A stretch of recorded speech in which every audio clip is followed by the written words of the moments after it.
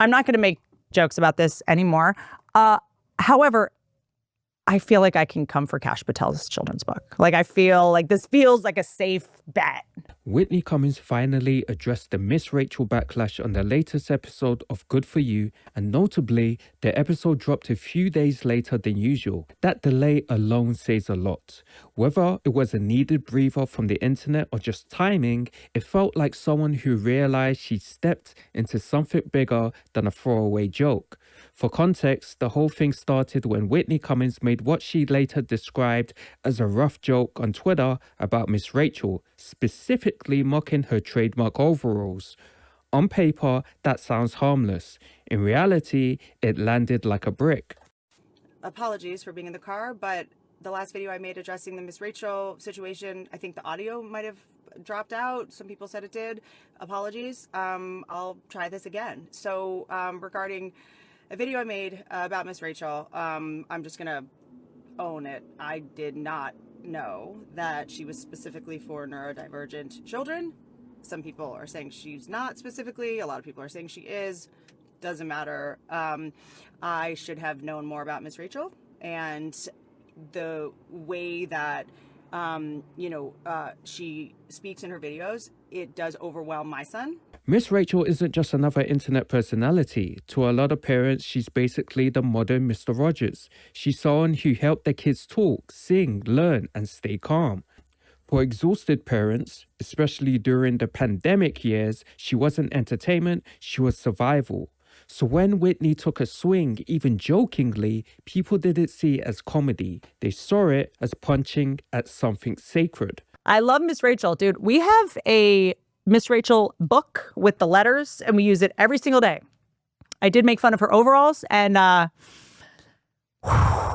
internet lost its mind. But I learned a big lesson, which is that children's icons are beloved. I'm kind of grateful to know that there's some stuff that's off limits. Don't make fun of children's heroes. Okay, fine. I got it.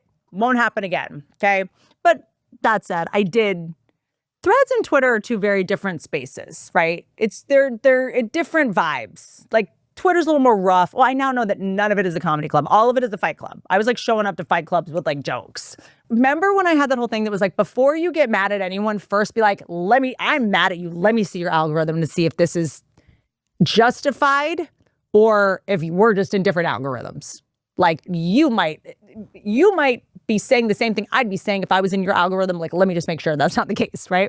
But anyway, I did find out that if you come for a children's entertainer, everyone that does not have kids will get very upset. On the podcast, Whitney didn't double down. She didn't pretend people were being too sensitive. She flat out said it was a mistake. Her wording was simple: my bad. It's funny. Someone like DM'd me and was like, yeah, you can't come for children's entertainers because if they get canceled, then parents will actually have to raise their kids. But anyway, it was a joke. I went to Twitter which I shouldn't have done. Like, no one's doing jokes on there anymore. I thought it was 2018. That's out of nowhere. And I quickly deleted it once I learned. I was like, this was not the joke. I could still make a joke, but that's not the joke I would make knowing what I know now. And they screen grab it from Twitter, even though I deleted it, which is saying, and I said, my mistake, didn't know this, my bad.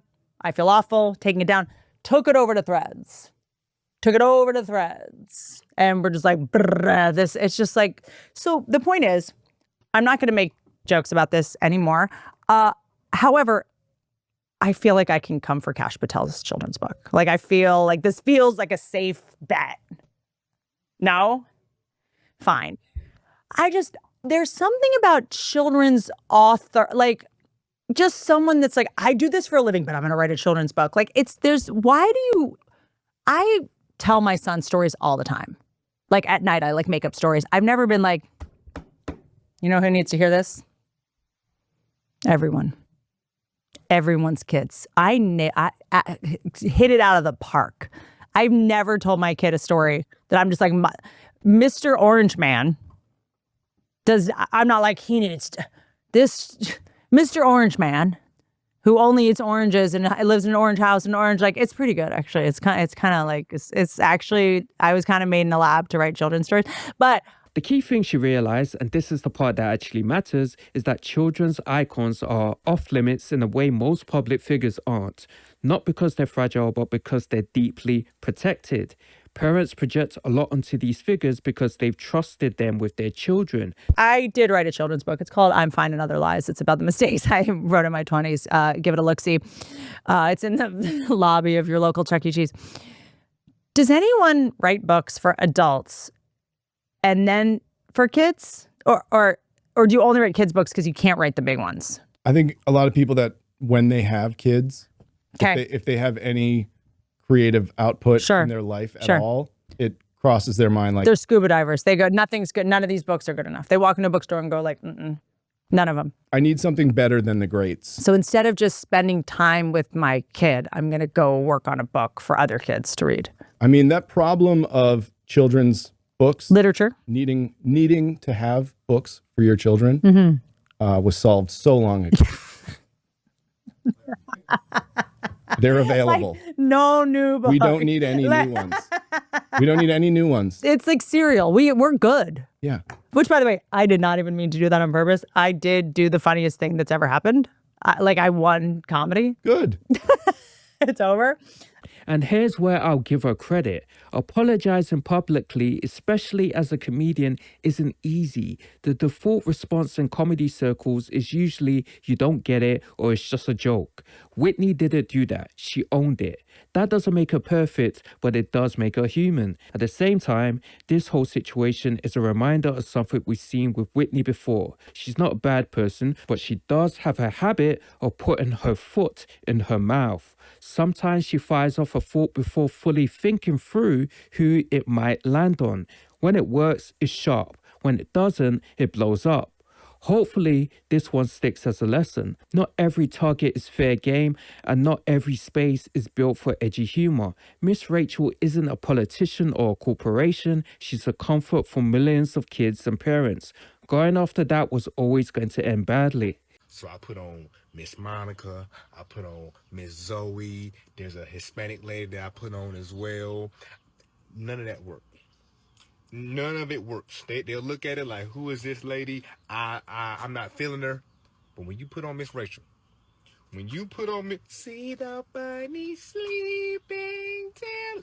When you put that on, hey, out like a light. She's just calm. She's attentive. She knows all the words, all the alphabets, all the numbers.